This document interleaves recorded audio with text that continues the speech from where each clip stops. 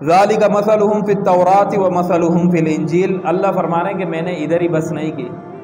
صرف قرآن کے اندر ہی میں نے ان کے فضائل بیان نہیں کیے، میں نے قرآن کے اندر ہی ان کے مقامات کو نہیں بیان کیا،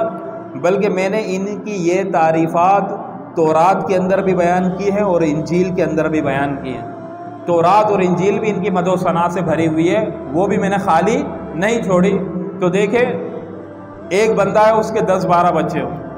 لیکن ایک بیٹا ہو جو بڑا برخوردار ہو، بڑا ہی نیک ہو اور بڑا ہی متقی پرہیزگار اور باپ کا بڑا فرما بردار ہو۔ تو جو باپ ہوتا ہے وہ اپنے 9-10-11 بچوں کا تذکرہ جب بھی کرتا ہے کسی دوست یا کسی رشتہ دار کے سامنے، تو آخر میں کہتا ہے کہ یار میرا ایک اور بیٹا ہے جو ادھر نہ ہو، کہیں اور ہو، کہتا ہے جو وہ آ گیا تو میں تجھے اس سے ملاؤں گا، اس کو تو دیکھنا، وہ بڑا ہی برخوردار بچہ ہے، وہ بڑا ہی نیک بچہ ہے،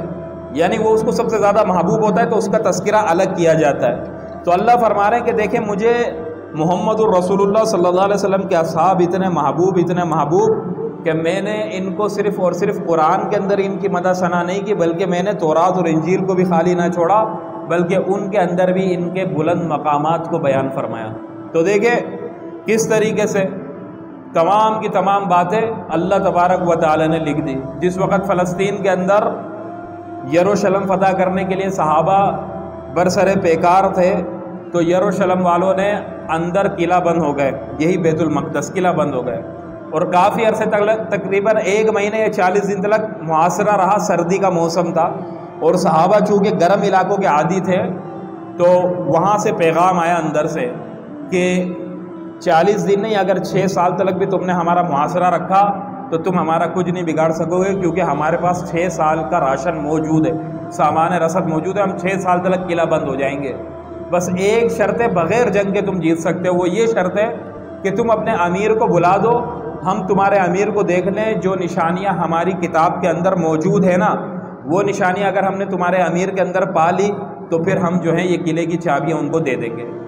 اور اگر نہیں پائی تو ہمیں پتہ ہے پھر تو فتح ہے ہی نہیں، مطلب اگر تمہارا امیر وہ ہے نہیں جس کا تورات میں لکھا ہے، تو پھر تو ہم جنگ کریں گے، پھر تو ہم لڑتے رہیں گے۔ تو بھائی صحابہ کرام رضی اللہ تعالیٰ عنہ مجمعین نے آپس کے اندر مشورہ کیا کہ دیکھو کہ امیر المومنین حضرت عمر رضی اللہ تعالیٰ عنہ اس وقت مدینے کے اندر ہے، اور مدینے سے شام تقریباً 1 مہینہ یا 40 دن کی مسافت تھی۔ کہا وہ یہاں سے آئیں گے گھوڑے کے اوپر، اونٹ کے اوپر، بڑی تکلیف اٹھائیں گے، لہٰذا ہمارے جو یہاں پر امیر ہے وہ حضرت خالد بن ولید رضی اللہ تعالیٰ عنہ ہے۔ تو ان نے تو کہا کہ اپنا امیر ہم سے ملا دو، اور خالد بن ولید حضرت عمر رضی اللہ تعالیٰ عنہ کے ماموں کے لڑکے، اب ماموں ذات اور پھپھو ذات کے اندر بہت زیادہ مشابہت ہوتی ہے، تو فرمایا کہ ان میں مشابہت بھی ہے، تو لہٰذا یہ ان کو دیکھیں گے تو کہیں گے کہ ان کی کتاب میں تو خد و خال لکھے ہوئے ہیں نا، نقوش لکھے ہوئے ہیں، حضرت عمر رضی اللہ تعالیٰ عنہ کے نقوش لکھے ہوں گے تو وہ خالد بن ولید میں پائے جائیں گے، وہ ان میں پائے جائیں گے، لہٰذا وہ دیکھیں گے، وہ کہیں گے چلو امیر آ گیا، چابیاں دے دیں گے۔ تو حضرت خالد بن ولید رضی اللہ تعالیٰ عنہ کو ایک کسی بلند چیز کے اوپر کھڑا کر کے ان کو قلعے کی دیوار کے قریب کیا، تو ان کا جو سب سے بڑا پادری تھا وہ آیا، اور اس نے آنے کر قلعے کی دیوار پر چڑھ کر ایک ہاتھ کے اندر کتاب ہے، اور کتاب میں ایک نظر دیکھتا ہے اور ایک نظر حضرت خالد بن ولید رضی اللہ تعالیٰ عنہ کو دیکھتا ہے۔ اب دیکھتا ہے کتاب کو حضرت خالد بن ولید کو کرتے کرتے آخر کے اندر کہتا ہے کہ ویسا ہے لیکن وہ نہیں ہے، ویسا ہے لیکن وہ نہیں ہے، کہا کہ اپنے امیر کو بلا لو، لہٰذا ہم ان کو چابی دے دیں گے۔ تو پھر حضرت عمر رضی اللہ تعالیٰ عنہ کو بلایا، اور حضرت عمر رضی اللہ تعالیٰ عنہ اس شان کے ساتھ آئے کہ کس طرح سے کہ وہ اونٹ کے اوپر آدھے رستے کے اندر غلام کو بٹھاتے تھے اور آدھے رستے کے اندر خود بیٹھتے تھے، اور جس وقت داخل ہونے کا وقت تھا وہ وقت تھا کہ غلام کی باری تھی۔ غلام نے بہت منت سماجت کی کہ حضرت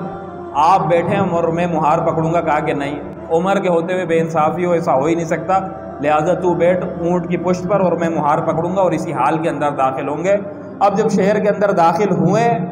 تو اسی وقت ان نے پہلی نشانی دیکھی، کہا کہ ہاں اب ہمارے جیسے ہوتے ہیں، وہ کہتے ہیں کہ جو اونٹ کی پشت پر بیٹھا ہے نا، وہ جو اونٹ کی پشت پر بیٹھا ہے وہ خلیفہ ہے، اور جو مہار پکڑ کر چل رہا ہے وہ غلام ہے۔ لیکن وہ دیکھیں اپنی کتابوں کے کتنے واقف تھے، اپنی کتابوں سے کتنے واقف۔ انہوں نے کہا کہ ہاں یہ نشانی پہلی تھی کہ جب داخل ہوگا تو غلام کو وہ اونٹ کی پشت پر بٹھائے گا اپنے عدل اور انصاف کی وجہ سے، وہ خود مہار پکڑ کر آ رہا ہوگا، تو ایک نشانی پائی گئی، لہٰذا یہ ہمیں مل گئی۔ اب کہا کہ قریب کر لو، جب قریب آیا دیکھا تو بولا ہاں چہرہ بھی وہی ہے، لیکن ایک بات ہے کہ ایک نشانی اور تھی، کہا تھا کہ جس وقت وہ بیت المقدس کی چابیاں لینے کے لیے آئے گا اس کے جسم پر 14 پیوند ہوں گے، کپڑوں پر 14 پیوند، 13 نظر آ رہے ہیں، 14واں پیوند نظر نہیں آ رہا۔ تو حضرت عمر مسکرائے اور اپنے ہاتھ کو اسے بلند کیا تو اس جگہ پر ایک پیوند تھا۔ انہوں نے کہا کہ ہاں نشانی پوری ہو گئی اور چابی دے دی۔ کہا کہ عمر تجھ سے تو کسی کا باپ نہیں لڑ سکتا، تجھ سے کوئی بھی فتح حاصل نہیں کر سکتا، لہٰذا ہم بھی نہیں کرتے، لے لو اور آپ جاؤ۔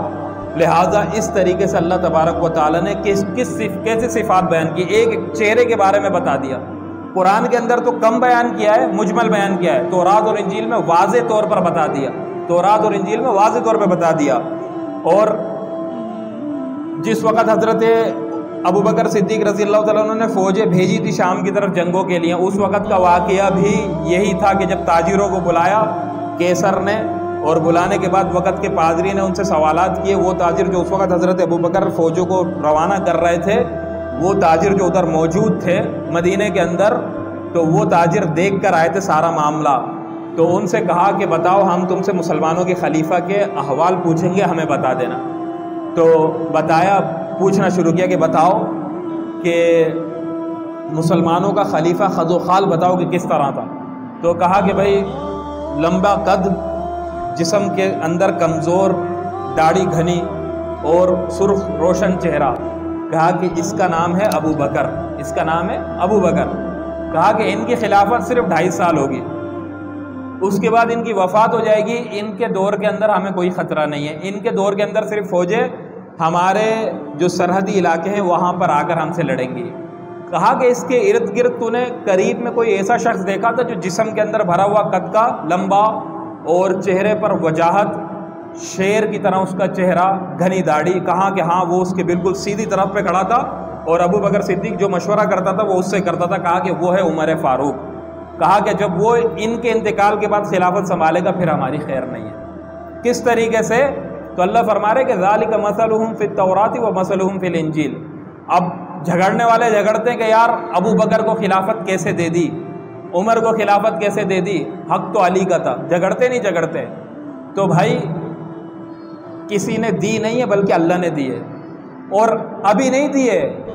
محمد الرسول اللہ پیدا بھی نہیں ہوئے تھے، ابو بکر و عمر و علی پیدا بھی نہیں ہوئے تھے، اس وقت دے دی تھی۔ تورات اور انجیل میں لکھ دیا تھا، اگر نہ لکھا ہوتا تو پھر وہ یہود کیوں کہتے؟ وہ یہود کیوں کہتے؟ انہوں نے اپنی کتابوں کے اندر یہ باتیں پڑھ لکھی تھی۔